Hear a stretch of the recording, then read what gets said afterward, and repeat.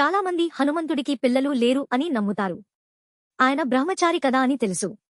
కాని పురాణాల్లో హనుమంతుడికి ఒక కొడుకు ఉన్నాడు అని చెప్పబడింది. అతని పేరు మకరధ్వజుడు. ఈ కథ చాలా తక్కువ మంది హిందువులకు తెలుసు. ఈ కథ వింటే మీకు ఒక చాలా ముఖ్యమైన జీవిత పాఠం అర్థమవుతుంది. రామాయణంలో లంకాదహనం జరిగిన తర్వాత హనుమంతుడు సముద్రంలో దూకాడు. తన మండుతున్న తోకను చల్లార్చుకోవడానికి సముద్రంలో మునిగాడు. అప్పుడు హనుమంతుడి శరీరం నుండి ఒక చెమట బిందువు సముద్రంలో పడింది. ఆ సమయంలో ఒక మహాచేప ఆ చెమట బిందువును మింగింది. ఆ చేప పేరు మకరి. ఆ మకరి గర్భంలో ఒక శిశువు పుట్టాడు. ఆ శిశువే మకరధ్వజుడు. అందుకే ఆ పేరు వచ్చింది. మకరి కొడుకు అయినందుకు మకరధ్వజుడు అన్నారు.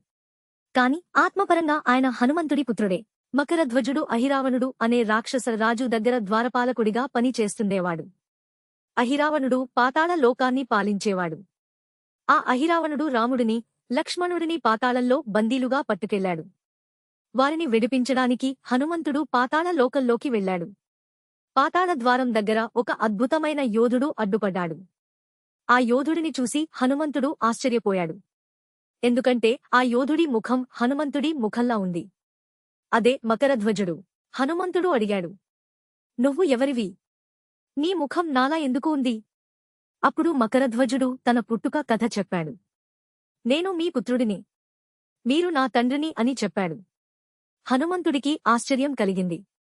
కాని అక్కడ ఒక నైతిక సంఘర్షణ వచ్చింది.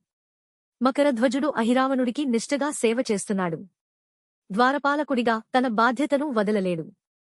హనుమంతుడు తన కొడుకు అయినా సరే అతనితో యుద్ధం చేశాడు.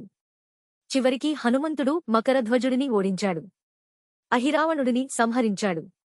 రాముడిని, లక్ష్మణుడిని విడిపించాడు. అంత అయిన తర్వాత రాముడు మకరధ్వజుడిని పాతాళలోకానికి రాజుగా నియమించాడు. ఆ క్షణంలో మకరధ్వజుడు రాముడి పాదాలు పట్టుకుని ఏడ్చాడు. "నా తండ్రే నన్ను ఓడించాడు. ఇప్పుడు నేను రాముడి సేవకుడిగా జీవించగలను" అని ఆనందించాడు. ఈ కథలో అసలు పాఠం ఏమిటంటే మకరధ్వజుడు తన తండ్రి హనుమంతుడే వచ్చినా తన బాధ్యతను వదలలేదు. అహిరావణుడు చెడ్డవాడు అయినా సరే ఆయన దగ్గర పని చేస్తున్నాడు కాబట్టి తన ధర్మాన్ని నిలబెట్టుకున్నాడు. ఆ నిజాయితీయే చివరికి అతనికి పాతాళ రాజ్యాన్ని సంపాదించిపెట్టింది. మనం ఈరోజు ఉద్యోగంలో, వ్యాపారంలో ఎన్నోసార్లు ఒత్తిడికి లోనవుతాం. మనపై అధికారి చెప్పినట్టు అబద్ధం చెప్పాలని, నీతి తప్పాలని పరిస్థితులు వస్తాయి. ఆ సమయంలో మకరధ్వజుడిని గుర్తుపడదాం. అతను తన తండ్రి ముందే నిలబడ్డాడు. ఒత్తిడికి తలవంచలేదు. మీరు రేపటి నుండి ఒక పని చేయండి. ఎవరైనా మిమ్మల్ని అన్యాయమైన పని చేయమని చెప్పినప్పుడు ఒక్క సెకను ఆగండి. మకరధ్వజుడు ఏం చేసేవాడు అని మీరే మీకు అడగండి. సమాధానం మీకే తెలుస్తుంది. మీరు ప్రతిరోజు ఉదయం మొదట ఏ దేవుడిని మొక్కుతారు? కామెంట్స్లో చెప్పండి.